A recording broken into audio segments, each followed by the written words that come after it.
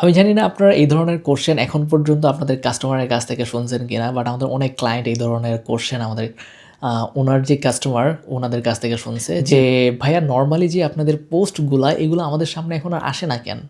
এখন আর আমরা কেন এগুলা দেখতেছি না? আপনারা কি নরমালি পোস্ট করেন না? নাকি আপনারা বিজনেস অলমোস্ট ক্লোজ চলে যাচ্ছেন?" সো এইটার আসলে বিজনেস ক্লোজ করতেছে না, বা এইটা ওরা রেগুলার পোস্ট করে না এরকম না, করে বাট কাস্টমার দেখতেছে না।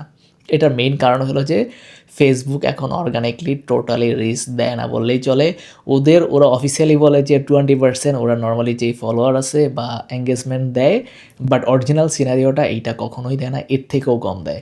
আমি একটা এক্সাম্পল দিই, লাইক আপনার পেজে 1,00,000 ফলোয়ার আছে, বাট এই 1,00,000-এর মধ্যে ফেসবুকের ভাষ্যমতে ওরা 20,000 মানুষকে দেখাবে, বাট বাকি 80,000 মানুষকে সে নর্মালি এই পোস্টটা দেখাবেই না, কিন্তু এইটাও করে না।